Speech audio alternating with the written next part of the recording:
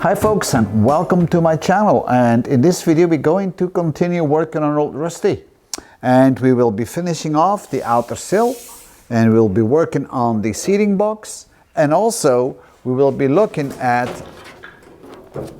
the front part that we have welded in. Now I know you see all the parts already been finished, but don't worry, this is the end result you're seeing right now. Without any further ado, let's start welding and bending metal. So this is the part we're going to fix, guys, and first of all I'm going to draw a line on this so I know where to cut it off, and this is kind of my reference line. Yes.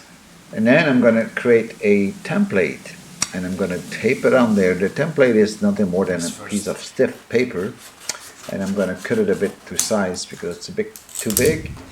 And then I'm going to fold it along the bottom part of the inner sill. And that way I can push it hard with my thumbs and have a trace on the paper so I know where to cut it later or to bend it.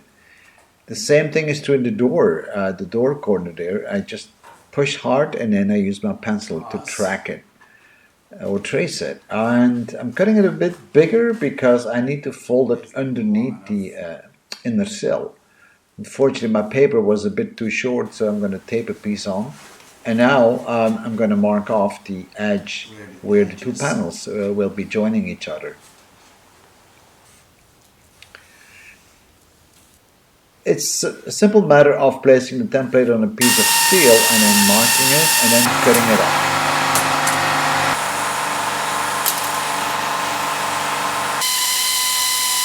I like this kind of a tool. It's easy going and it's fast. It's better than grinding. I just needed to flatten the panel and then we will start shaping it. And I like to use soft hammers for that so I don't damage the metal too much. Right, so this is a bit curved, so I'm marking where I need to start curving this panel. As of those lines that I just marked now, you will see that we need to make a big curve downwards, and that's what we're going to do on the rollers. So this is going to be like my kind of demarcation line, so I know exactly where to roll it. And here I'm having it in between the rollers and pushing it through it, and you can adjust it. I like this kind of a tool because it creates a nice bend. You just got to move it back and forth a few times. And there we go, we got this nice bend already, and now we can actually fit it in. But nothing is ever completed, so a metal tube in a vise always helps for the final shaping. It's a bit of hammering this sill, but we'll get there eventually. You just got to take your time and then try to hammer it the way you can. And if you have different tubes, you can use different radiuses for different curves. Now you don't need the rollers, you can do everything on a tube if you want to. So let's see how that fits. I think that fits kind of alright, but on the right hand side I'll need to trim off a little bit there because that's sticking out too much onto the rim. So let's trim it. Yeah, I think that starts looking quite alright. Now let's have another try and mark where we're going to cut off the old panel, because I don't want to have the old panel sitting underneath. So we're going to cut that off. And I like the grinder with a very thin wheel, grinding wheel. Actually, it's a cutting wheel, I should say.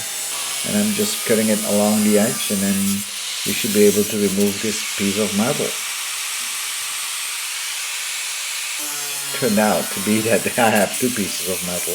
There's like two layers on top of each other. It might have been repaired before once, I'm not sure. What you see inside is the inner sill. So let's hammer this a bit in place so it's all flat and flush so we can weld on the panel. Yeah, that seems to fit properly. And I'm using these big magnets to hold it in place, especially for the first couple of spot welds. Now I'm not going to weld all along the line here. I'm just going to put a few spots up so that I can check how things are. And also it avoids the panel from deforming. So I'm trying to weld always very short, as you see. I do little spots at a time and I work my way through. And I let the panel cool down in time, because otherwise the panel will deform and you can't get it straight anymore.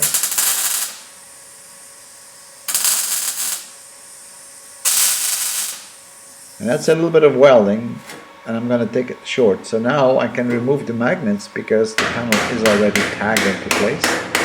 I just need to hammer it a bit and then clamp the bottom part so then I can really weld that together. And again, I'm going to do little spots at a time. And just like stitching, I'm just going around. It may not look all that pretty, but that's the best way to do it. Because that old panel of that truck is kind of strange metal and it's fairly thin. So if you continue welding, you develop too much heat, and then it's gonna deform, and then you're really screwed. So all done, and now I'm gonna grind it all up, clean it all up, so it's ready for sandblasting later. I think this looks pretty good. It worked out quite well.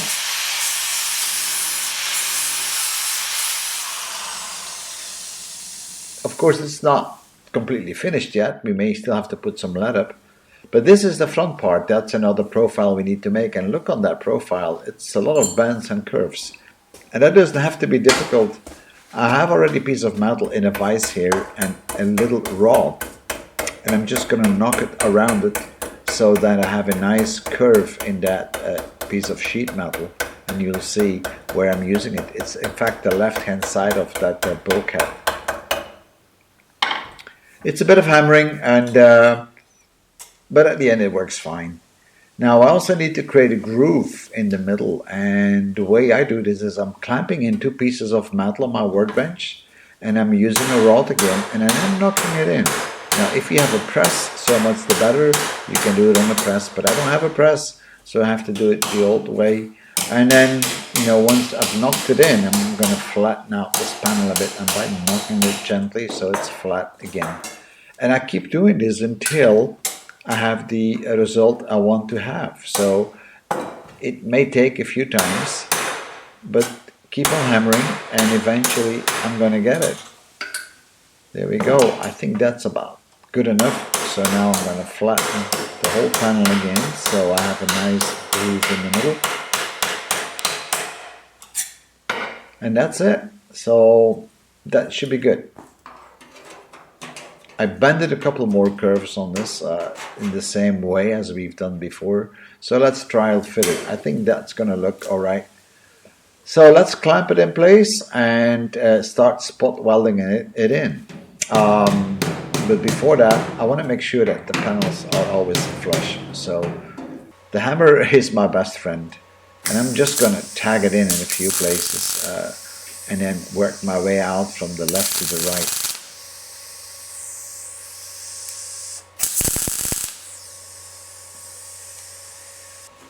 There we go. Now I'm going to clamp it in again so I can actually do the middle part of that piece of metal. I'm just going to knock it down a bit again so I have a good contact between the old and the new metal. That's very important. I'm not welding overlap, I'm actually welding the two pieces together butt to butt, as they say.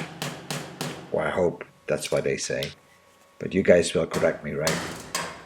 And now I'm going to knock it all in so it's flush again, and I can't do that now because I already welded it.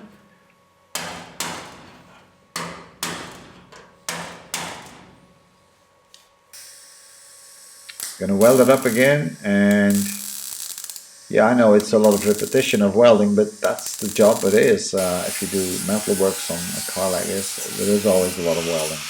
So now we're cleaning it all up, and I'm filling up some holes there, and badly welded spots, because I did have some. So let's knock it back in, and now we need to fold over the bottom part because that has to go underneath. So I'm gonna tag it in place again, multiple little spots, not to deform the metal. And you can already see it, it became already pretty hot. You can see it on the blue color, right? So I'm cutting off that piece because then I need to knock that over.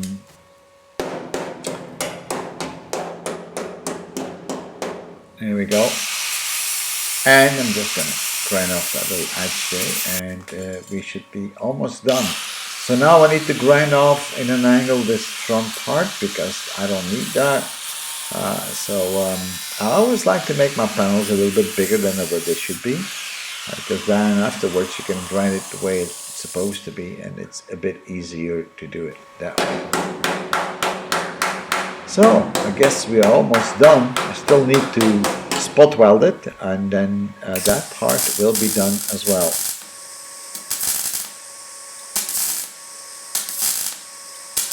So let's clean it up, and then we can carry on with the seating box. That's the box we rebuilt some time ago, and you can see that in the previous video on Old Rusty. So now I just need to put it in the cabin, and it's a bloody heavy thing. But it turned out to be quite nice. I just need to get it aligned properly, and then we will go and weld it into place.